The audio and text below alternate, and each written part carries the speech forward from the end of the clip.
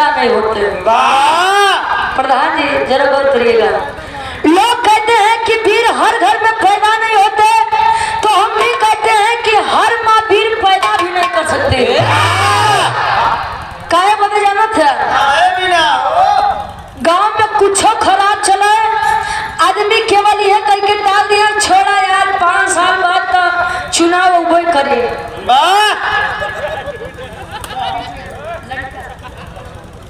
दूल्हे बादशाह जी की आप पूजनी मामा जी, आप पिंटू यादव से आप गार्जियन जी के द्वारा 500 रुपए का सम्मान, बहुत बहुत धन्यवाद, आशीर्वाद के चाह रही। आइए हमारे क्यों बाबू भैया के बुलेट के चाबी गुम हो के बाद गिर के बाद कैसे घुमाई बुलेट के चाबी? अरे हमारे चचा के मिली रही सराफत से लाई के दे भैया, जेकर भी होई वाके अपन लैला नहीं तो हमारे डब्लू गुरु जी के हाथ चल के बात अब तो जाना कल्याण हो हरी चले जाए। जेकर भी चाबी गिरी हुआ आप लोग अपन अच्छे से जेब चेक कैला, जेकर भी हो भैया आई खेले ले जा ईमानदारी से। हाँ ईमानदारी से अब अलग के चला जाए। अरे तू रहा लोग कहते हैं बगावत करने का जज्बा, बगावत करने का जुनून सदैव पैदाइश मिलता है, ये खूने में पावा जाता है। क्यों चाहले कि जाई के दुकानदारी से बिरताई खरीद ले तो क्यों खरीद ले का नहीं खरीद पाई। हंस यदुवंश के साथ अहिरे के लड़का आल्हा उदल जी कहा कि जोने काम में आई जाए तो काम खत्म हो जाए गुरुजी, आया तो रास्ता परिवर्तन में आ जाए। कवि जी 4 लाइन लिखाते हैं आल्हा उदल जी खातिर, वीरत खातिर। कैसे क्या कर बा? अच्छा नहीं बा अब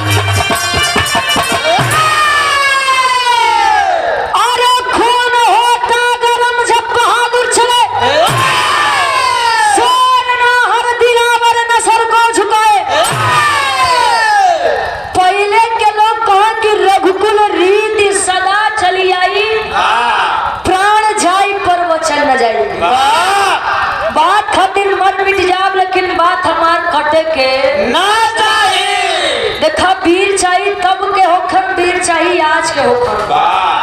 वीर वीर ही होता है। वो अगर एक बात कह दिए कि भैया यार डेट पे हम तो मिलब, इतना बजे मिलब तो मिली है, नहीं तो बस केवल चक्कर लगवाइए भैया आज नहीं कल कल नहीं परसों, ऐसे करत करत आदमी जान जाए सारे पीछे पर बिरहा में बड़ी सुंदर कवि जी गजल में बहा देते हैं। कोनो लड़का कोनो लड़की से कहे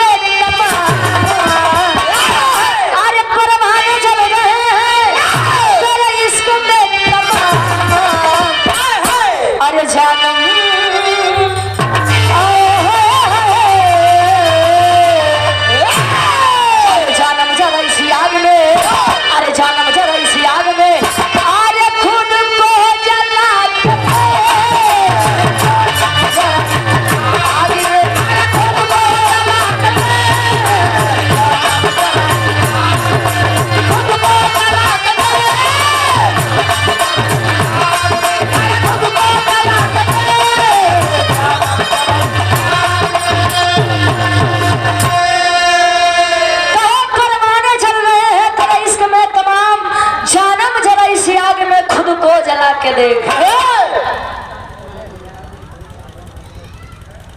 और यहाँ सम्मानित गार्जियन जी श्री मिथिलेश कुमार यादव जी पूर्व प्रधान साहब हमारे नेवादा की ऐतिहासिक सजनी से आपके द्वारा इस भाव का सम्मान 151 रुपए देकर किया गया। बहुत बहुत धन्यवाद। आशीर्वाद के चारे के बच्चे अपनी कला में कामयाब रहे।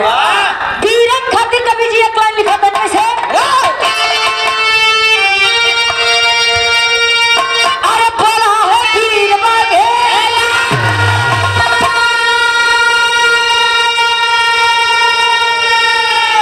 अरे बोला है वीर बघेला, अरे झंडा हिला के दे, अरे हट जाएगा समर से, अरे हट जाएगा समर से, अरे पंजाब हिला के दे।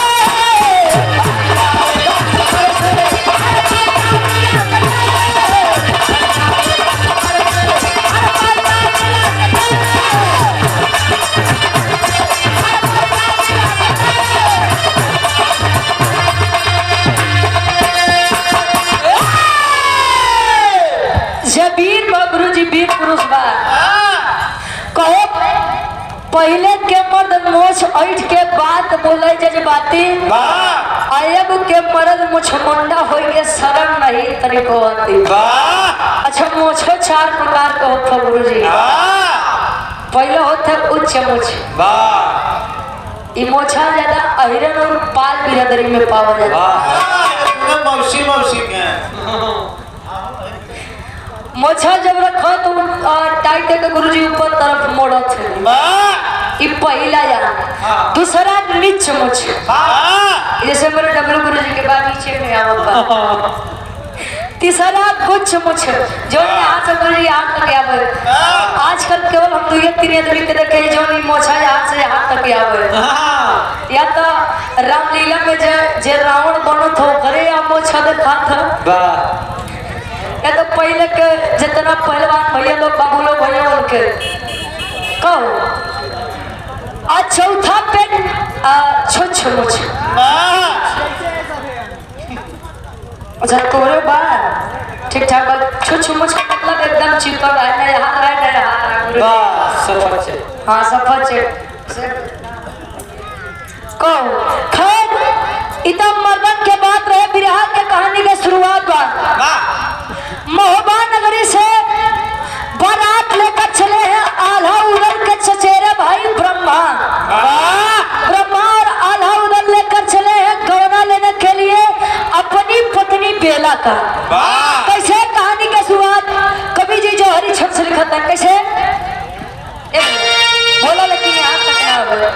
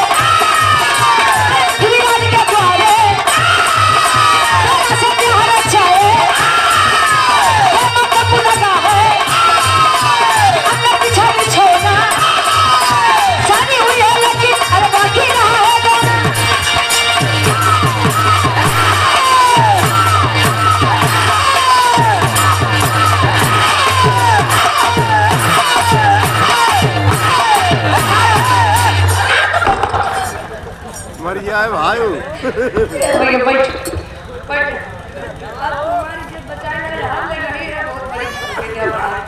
नहीं तो ऐसा है हरिओम भैया मेरे क्यों गवैया के पीछे पड़ा है वाह खैर ठीक बा ना हरिओम भैया।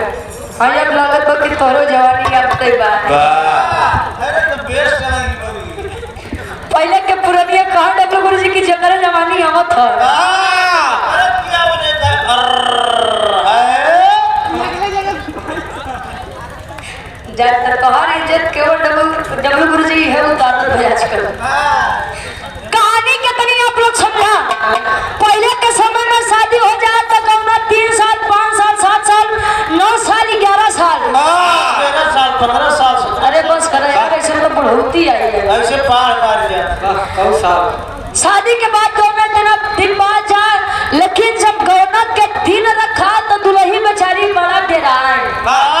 कहाँ पता नहीं उनका सास ससुर कैसे मिली हम हमार दुल्हा हमके कैसे मिली।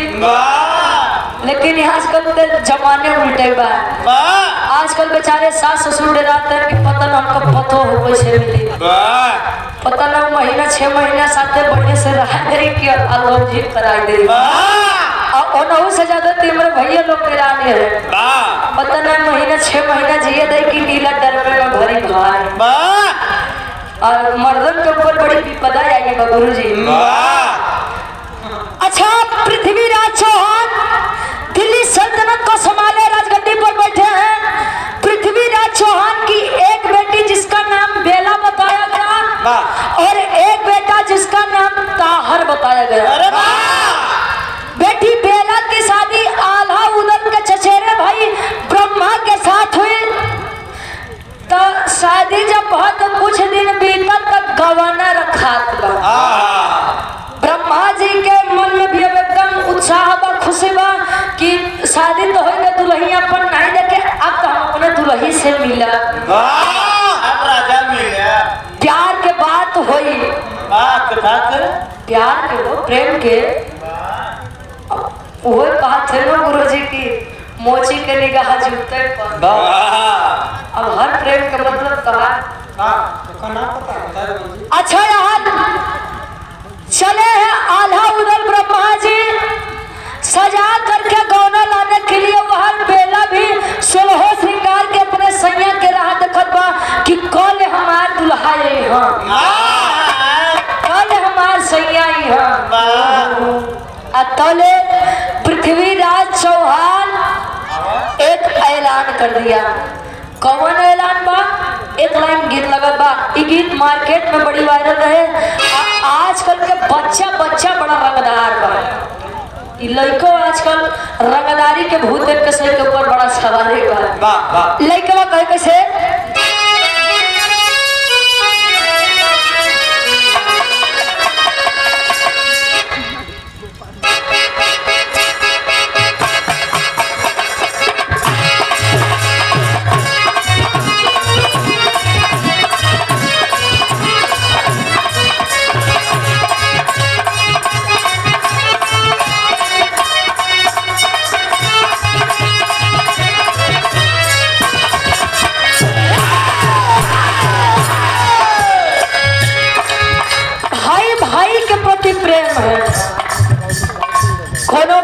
अपने भाई खातिर कहे बारे। पहले के समय में भय हरा होते थे, यानी भय को हरने वाला। आज के समय में भय करा होता है, भय को पैदा करने वाला। भैया उम्र भय करा भैया उससे मिल रहा। लइकवा कहे कैसे बाथी भी मोकरा दे खोलवा फकीर भाई के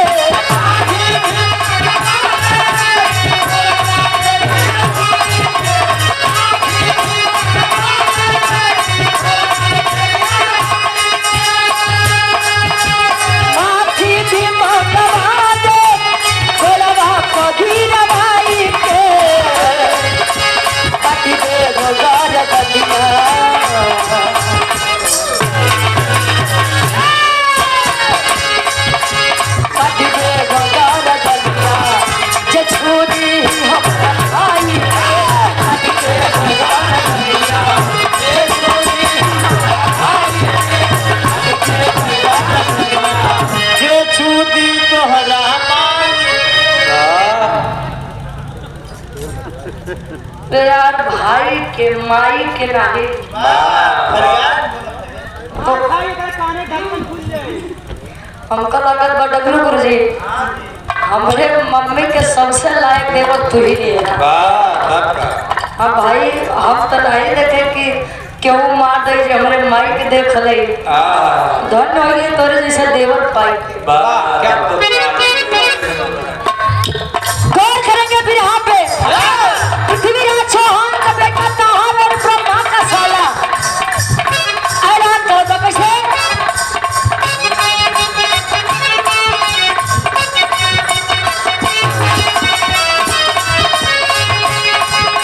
बोला है ताहर ब्रह्मा से कि तू मेरे आदेश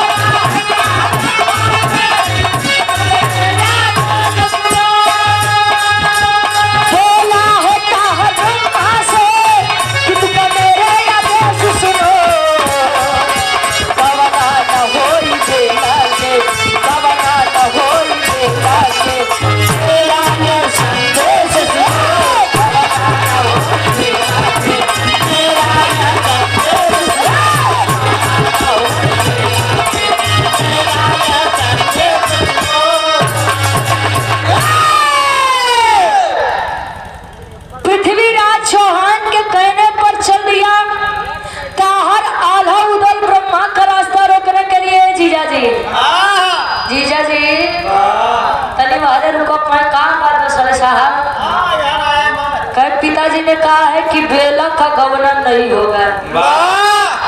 काहे शादी हमसे बाबा गवना हम ना लेके जा। तो सार हो रखे के तू तुहार बाबू कहे अगर शादी मेरी बेला के साथ हुई है, अगर गवना नहीं करना था तो शादी ही क्यों किए, और अगर शादी किए हो तो गवना तो मैं ही लेकर जाऊंगा। दुल्हन हम ले जाएंगे।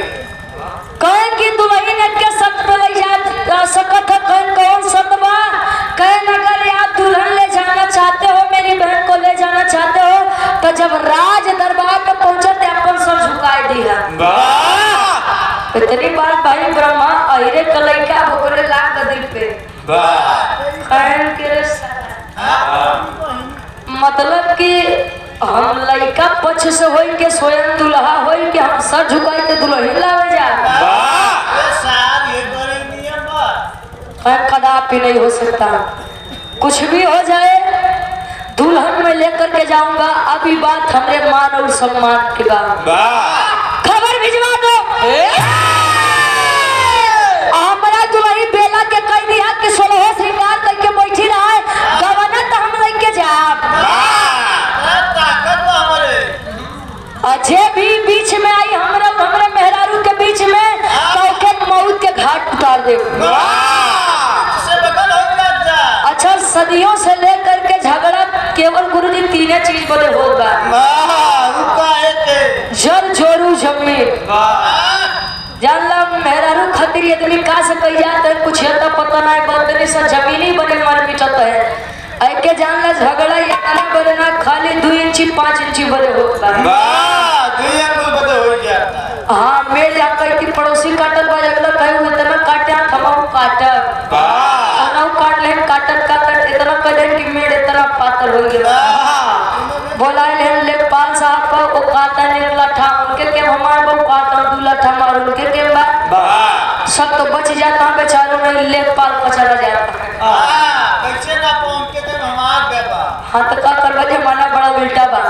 अच्छा यार बात करते करते नहीं माना है, युद्ध होने लगा। ताहर सैनिकों को लेकर के युद्ध किया। यार आल्हा उदल ब्रह्मा मारत काटत मारत यहाँ जब जान गया कि अरे यार जीजा तो हमार बरियार है, लागत भंसी जीतम नहीं। तले देखा कहा बा उताहर या अपन दिमाग लगा बा। अच्छा गीता में भी लिखा गया है कहीं कहीं मारे वीर तो कहीं कहीं कहीं कहीं मारे वीर तो कहीं कहीं भागे वीर। जहाँ बल काम नहीं है वो छल के इस्तेमाल कर रही है वीरताई बा। तेरी के भाव लगा बा कैसे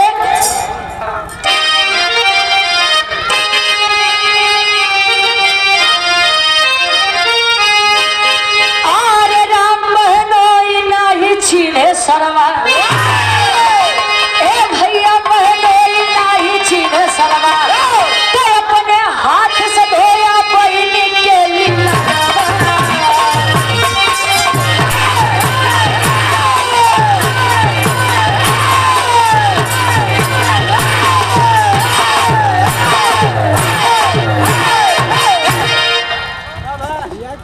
बहनोई नाही छीने सरवा अपने हाथ से धोया बहनी के लिए लड़वा।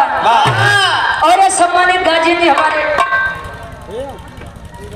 गार्जियन जी आप श्री रति राम यादव जी, आपके द्वारा इस भाव का सम्मान है 200 रुपए देकर किया गया। बहुत बहुत धन्यवाद। आशीर्वाद के 4 नोटिया भेजने का भैया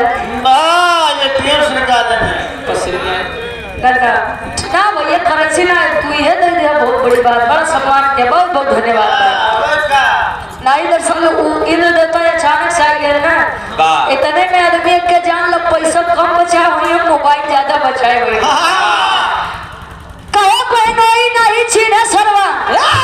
बहनोई का मतलब गुरुजी के दुल्हा के बहनोई कहा थे, आसान दुल्हनी के भाई के कहा थे। दुल्हनिया हरे कहा कि सारी खुदाई एक तरफ लेकिन जोरू का भाई एक तरफ। सब रिश्ता एक तरफ है लेकिन सारे और बहनोई के रिश्ता एक तरफ है।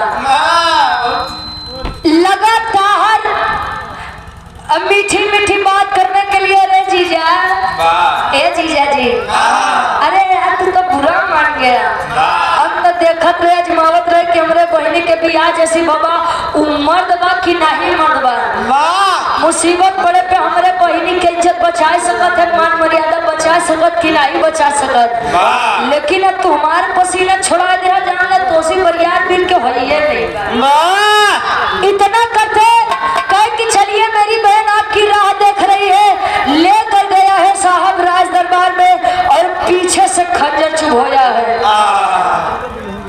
बेला देखते ही आवाज कि मेरे पति को मुझसे छीनने वाला कोई और नहीं बल्कि मेरा अपना भाई ताहर है। रोवत मत सोचिए, जो लड़की सुहागन बनी हो और सुहागन बनने के कुछ दिन बाद अगर वह विधवा हो जाए, उसके पति को उसके अपनों के ही द्वारा छीना जाए तो उस लड़की पर क्या बीतेगी। बेला रोवत बा कैसे विवाह के आखिरी तरफ लगत बा। कोनो लड़का कोनो आशिक अपने मासूकों से कहे दोनों में अटूट प्रेम रहे। कैसे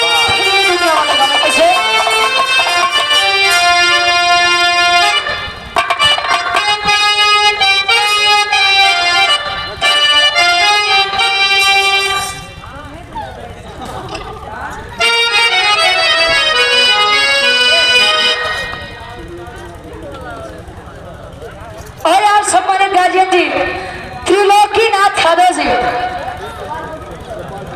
अच्छा गोपालपुर से आप हमारे पूज्य बाबा जी के द्वारा इस भाव का सम्मान है 100 रुपए देकर आशीर्वाद दिया गया। बहुत बहुत धन्यवाद। आशीर्वाद के चारे अपनी कला में कामयाब रहे। लड़का कहे कैसे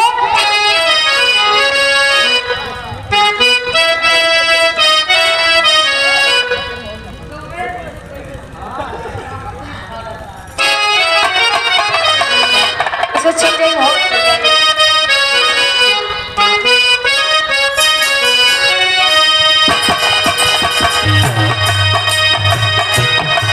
लड़का कहे तुम्हें दिल से कैसे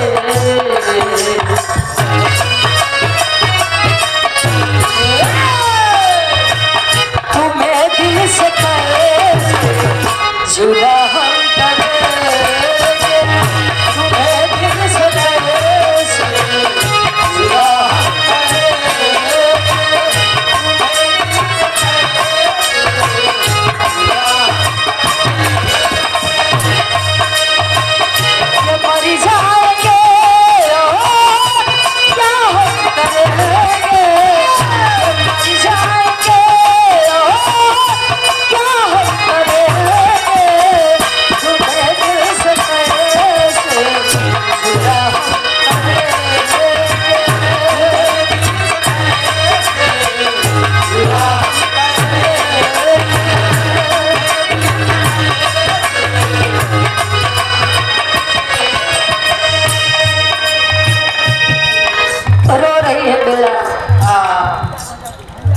शिकवा करे शिकायत करे तो किससे करे। मरने वाला अपना पति था और मारने वाला भी अपना सगा भाई था। रो रही है वह नारी वह लड़की बेला, पृथ्वीराज चौहान की बेटी।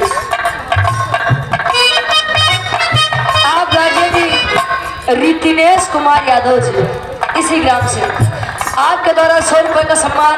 बहुत बहुत धन्यवाद बा। जुर्म देख करके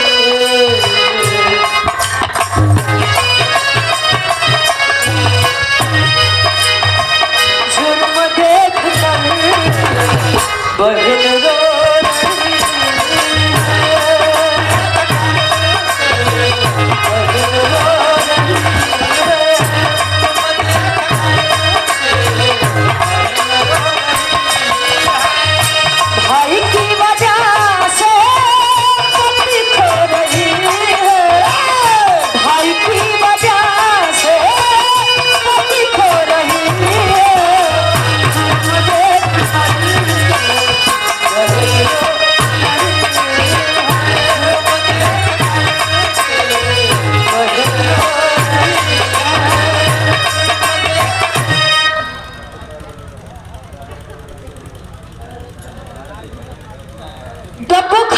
भाई हमारे 100 रुपए का सम्मान बहुत बहुत धन्यवाद। अब भी रात के आखिरी होता हो जाए।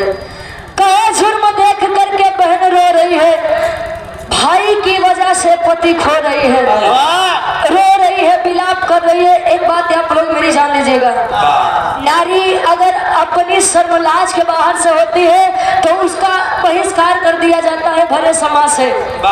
न जाने उन्हें किन किन शब्दों के साथ नवाजा जाता है, उसका खानदान गलत होगा, परवरिश गलत रही होगी, उसका खून गंदा है, ये है वो है, एक जंगल में हर लड़की के सुनावत है। वही लड़की भरे समाज में अपने भाई के द्वारा विधवा कर दी गई। पूरा समाज शांत है इसलिए क्योंकि करने वाला स्वयं राजा का बेटा था, और इसलिए समाज चुप था कि अगर बगावत करूंगा तो शायद अगला नंबर मेरा भी होगा। अरे समाज हमेशा से छुपाया है। एक बात बता दूं, रामायण हमें यह सिखाता है, सिखाता तो बहुत कुछ है, लेकिन यह बात भी है कि रामायण में बताया गया है ये हमारा समाज कभी हमारा हो ही नहीं सकता है। कहो अग्नि परीक्षा के बाद भी धोबी के द्वारा ताना मार दिया गया तो रामचंद्र जी आपन मर्यादा बचाओ खातिर सीता माई के भेज दे कि तू चलिए वनवास कर खातिर। महाभारत बताता है यहाँ हमारे अपने खून के रिश्ते एक नहीं है, हमारे सगे नहीं है। श्री कृष्ण के सामने अर्जुन जी ने कहा कि माधव सामने तो अपने खड़े हैं। भगवान कन्हैया ने कहा कि अगर अर्जुन वह अपने हैं तो सामने क्यों खड़े हैं, यहाँ अपना कोई नहीं है। बेके मत सोचे कि रुचि ढेर ज्ञान बताओ थे कि उनकर क्यों हो यार, हमरो क्यों नहीं भाई। बस झूठे एक स्वार्थ बा, एक माया बचल ये जिंदगी जिया तले जने दिन मर या तक के देखा तक के रोज बकेगा। वह लड़की बेला कमजोर नहीं परिवार है हमारे भारत देश की नारी 12 सदी का सतीत्व खड़ी है और ले करके तलवार कूदी है अपने भाई ताहर की तरफ। लोगों ने कहा कि बेटी ये क्या कर रही है, ये तेरा अपना भाई है, तेरा सगा भाई है। बेला कहे अगर ये मेरा अपना भाई होता तो ये अपने हाथों से मुझे विधवा ना बनाता, अगर ये मेरा अपना भाई होता तो इसके कलाई पर बंधने वाली राखी का ये मर्यादा रखता। जब इसने रिश्तों की कदर नहीं की तो मैं कदर क्यों करूं। इतनी बात करके धड़ से सर को अलग करी है बेला, अपना बदला चुकाई है, अपने पति का बदला चुकाई है। इस तरफ आल्हा और उदल अपने चचेरे भाई ब्रह्मा की चिता को सजा रहे हैं। जा करके बेला एक ऐलान करती है कि रुकिए, इस चिता में चिता तो एक ही सजाई है लेकिन इस चिता में लाश एक नहीं 2 चलेंगी। लोग अवाक कि लाश तो एक ही है, मृतक शरीर तो केवल एक है, आखिर ये दूसरा कौन जलेगा। बेला कहे कैसे, आल्हा के भाव लगा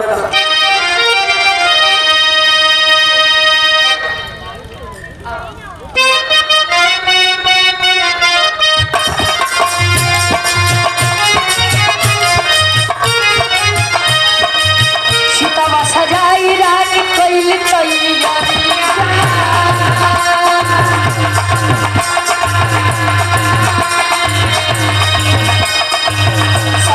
साथे नदी बदला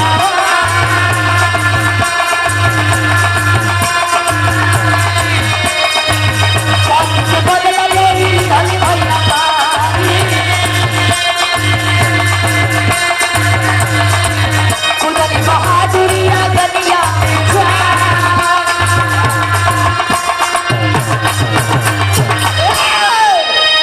आखिरी बात तक ये हो जाए कि हमारे यूट्यूबर भैया लोग 40 मिनट 45 मिनट की रिकॉर्डिंग में ना जाए। कूदी है अपने पति की चिता में और उसी चिता में सती हो गई। इसीलिए कहा जाता है कि नारी यदि अपने पर आ जाए तो सुई से समुद्र खोदने का ताकत रखती है, लेकिन मेहरारू जब अपने पे आवे तब। और इस बात का आज भी प्रमाण है, कहाँ पर और किस जगह। आखिरी भाव खड़ी के भाव में कवि जी प्रमाण देते हैं कैसे।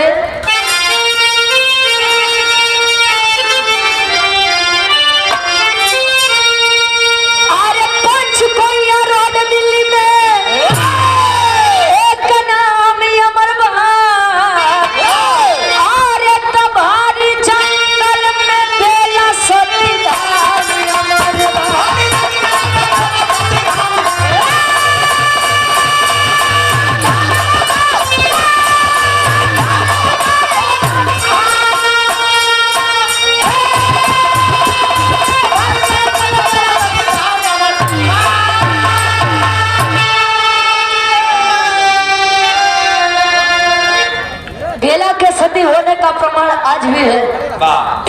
अगर जाएंगे तो दिल्ली में एक रोड है जिसका नाम पंचकोइया रोड है। पंचकोइया रोड के बगल ही एक भारी जंगल है और उसी जंगल में आज भी सती बेला धाम अमर है। एक नारी के लिए एक नारी की पहचान आज भी अमर है। जो लड़कियां इस गुमान में है कि हमारे पीछे तो लाखों आदमी पागल है, हम जेके चाहिए के इशारा पे न चाहिए दिन चेहरा पर तय दिन तक आदमी पीछे नची है नची है। जो दिन खूबसूरती खत्म वही दिन आदमी तो ऐसे निकाल के फेंकी है गुरु जी, जैसे दूधे में पड़ी माछी होकर। या सही है, काया के घमंड मत करा। एक आदमी पे टिक जाबू तो ढेर बढ़िया नहीं है, तो 2 4 5 6 करत राबू तो आदमी वही गिनती करे हैं आओ सेवा करा जा।